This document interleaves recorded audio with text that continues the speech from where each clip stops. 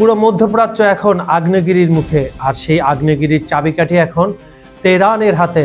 দাবার বোর্ডে কি তবে মার্কিন দাপট শেষ? যে ইরানকে কোণঠাসা করতে চেয়েছিলেন ডোনাল্ড ট্রাম্প, সে ইরানই এখন উল্টো আমেরিকাকে চেক মার্ক দিয়ে দিল।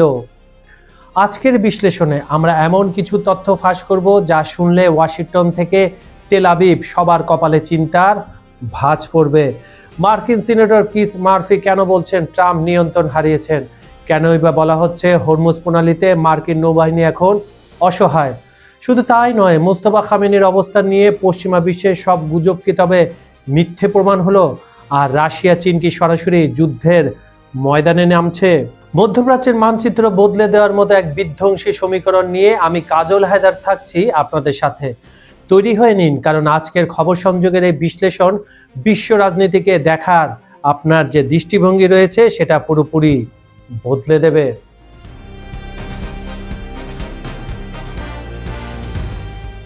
বিশ্ব রাজনীতির হিসাব কিতাবে উল্টে গেল। যে ইরানকে চাপে রাখতে চেয়েছিলেন ডোনাল্ড ট্রাম্প, সে ইরানই এখন যুদ্ধের নিয়ন্ত্রণ কেড়ে নিয়েছে।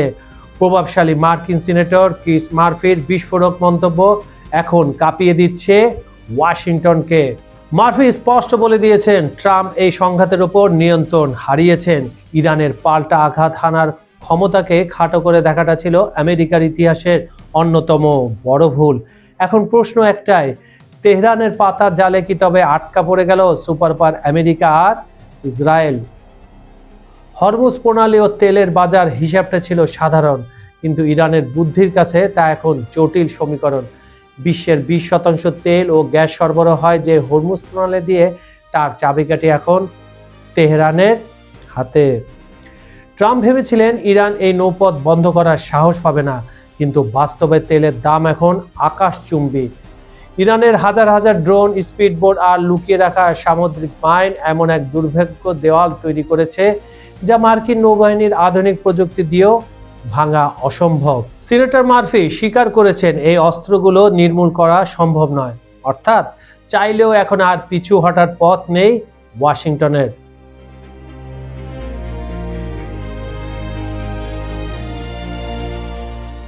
আধুনিক যুদ্ধের রূপ বদলে দিয়েছে ইরানের সস্তা কিন্তু বিধ্বংসী ড্রোন প্রযুক্তি।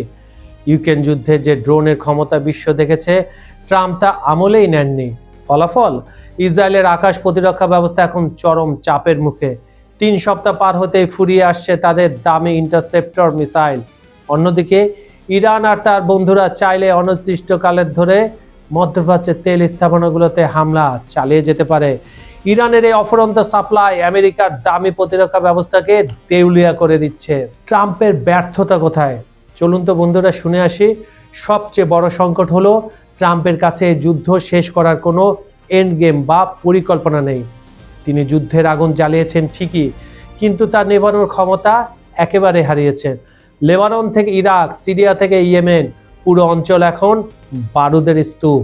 সেই মার্ফির মতো স্থল অভিযান চালালে হাজার হাজার মার্কিন সেনার মৃত্যু হবে, যা হবে এক মহাপ্রলয়। ট্রাম্পের অহংকার আর ভুল রণকৌশল আর যুক্তরাষ্ট্রকে এমন এক খাদের কিনারায় দাঁড় করিয়েছে যেখান থেকে ফেরার পথ ইরানই ঠিক করে দিচ্ছে।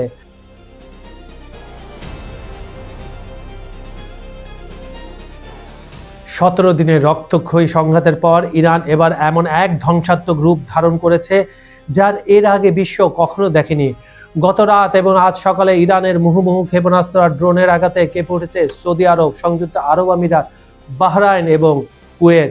ইসরায়েল আর আমেরিকার সাথে জোট বাঁধার মাসুল কি তবে গুনতে হচ্ছে উপসাগরীয় দেশগুলোকে বললে ভুল হবে, সেই ক্ষমতাসীন লোভী রাজাদের। সৌদি প্রতিরক্ষা মন্ত্রণালয়ের দাবি, রিয়াদ আর তেল সমৃদ্ধ পূর্বাঞ্চলীয় প্রদেশের আকাশে ধেয়ে এসেছিল একের পর এক ব্যালিস্টিক মিসাইল। আকাশ প্রতিরক্ষা ব্যবস্থা 34টি ড্রোন আর 6টি মিসাইল ধ্বংস করলেও আতঙ্ক কাটেনি প্রিন্স সুলতান এয়ারবেস এলাকায়। এর তথ্যটি সম্পূর্ণ ভুল দিয়েছে সৌদি আরব, কারণ অলরেডি সেখান থেকে ধোঁয়া উঠতেছে। ধোঁয়া তো এমনি এমনি উঠে না, ক্ষেপণাস্ত্র আঘাত করেছে।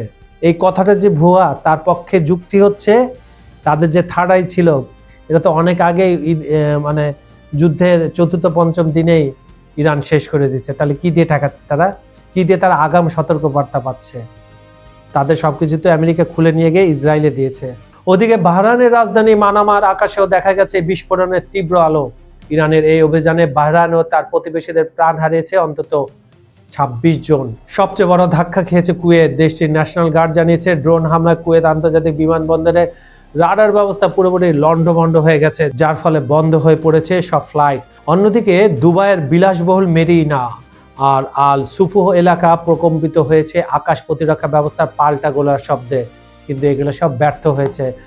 এদের সকল আকাশ প্রতিরক্ষা ব্যবস্থা একেবারে ফিনিশ করে দিয়েছে আগে ইরান এবার সরাসরি হুমকি দিয়েছে আমিরাতের 3টি প্রধান বন্দর খালি করার জন্য। তারা পরিষ্কার জানিয়ে দিয়েছে এটা শুধু শুরু, this is the start they wanted to do. ইরানের পররাষ্ট্রমন্ত্রী আরাগচি পরিষ্কার জানিয়ে দিয়েছেন আপাতত আলোচনার কোনো সুযোগ নেই। প্রতি সন্ধ্যায় ইরান তার তীর্ণ থেকে নতুন কি বের করছে, মারণাস্ত্র বের করছে। আমেরিকার সামরিক ঘাঁটিগুলো লক্ষ্য করে ছড়ায় ড্রোন আর মিসাইল বৃষ্টি এখন পুরো মধ্যপ্রাচ্যকে এক মহাযুদ্ধের দ্বার প্রান্তে দাঁড় করে দিয়েছে। তবে কি খুব শীঘ্রই বিশ্ব মানচিত্র বদলে যেতে চলেছে? অলরেডি বদলাতে শুরু করেছে অল্প অল্প করে।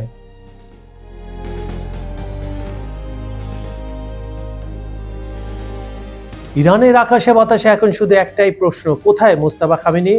আয়াতুল্লাহ আল খামেনির মৃত্যুর পর দায়িত্ব নিল, কেন তিনি এখনো জনসম্মুখে আসছেন না? তবে কি আমেরিকার দাবি সত্যি, নাকি ইরান বড় কোনো চমক দিতে যাচ্ছে? দীর্ঘ নীরবতা ভেঙে অবশেষে মুস্তাফা খামেনির শারীরিক অবস্থা নিয়ে বিশ্বকে বড় এক সুখবর দিলেন ইরানের পররাষ্ট্রমন্ত্রী আব্বাস আরাগচি। বন্ধুরা, গত 28শে ফেব্রুয়ারি যুক্তরাষ্ট্র ও ইসরায়েলের যৌথ হামলায় ইরানের সর্বোচ্চ নেতা আলী খামেনির মৃত্যুর খবরে তোলপাড় শুরু হয় গোটা বিশ্বে। এরপর 8ই মার্চ দায়িত্ব পান তার পুত্র মুজতবা খামেনি। কিন্তু দায়িত্ব নেওয়ার পর থেকেই তাকে প্রকাশ্যে দেখা না যাওয়ায় গুঞ্জন রটে যায়। খোদ মার্কিন প্রতিরক্ষামন্ত্রী পিট হেগসেট দাবি করেন মুজতবা খামেনি ভয়াবহ হামলায় গুরুতর আহত হয়েছেন। ঠিক একই কথা গতকাল ট্রাম্পও বলেছিলেন। কিন্তু পশ্চিমা বিশ্বে সেই দাবিকে তুড়ি মেরে উড়িয়ে দিলেন পররাষ্ট্রমন্ত্রী আব্বাস আরাগচি। তিনি স্পষ্টভাবে জানিয়েছেন মুজতবা খামেনি কেবল সুস্থই নন, বরং তিনি পুরো পরিস্থিতি সুচারুভাবে নিয়ন্ত্রণ করছেন। শুধু তাই নয়, গত 12ই মার্চ মুজতবা খামেনি তার প্রথম লিখিত বিবৃতিতে বিশ্বকে কড়া বার্তা দিয়েছেন। তিনি পরিষ্কার জানিয়েছেন ইরান যুদ্ধের অবসান চায়, তবে সেটা হতে হবে ন্যায্য। আর একটি বিশেষ ঘোষণা দিয়েছেন ইরান, হরমুজ প্রণালী এখন থেকে যুক্তরাষ্ট্র তাদের মিত্রদের জাহাজ বাদে সবার জন্য খোলা, উন্মুক্ত। অর্থাৎ ইরান এখন নতুন রণকৌশলে এগোচ্ছে। একদিকে আলোচনার প্রস্তাব, অন্যদিকে মার্কিন শক্তিকে সরাসরি চ্যালেঞ্জ। মুজতবা খামেনির এই নতুন অবস্থান মধ্যপ্রাচ্যের রাজনীতিকে কোন দিকে নিয়ে যাবে? তিনি কি পারবেন তার বাবার উত্তরসূরি হিসাবে ইরানকে এই সংকট থেকে রক্ষা করতে? আপনাদের কি মনে হয়? কমেন্টে আমাদের জানান।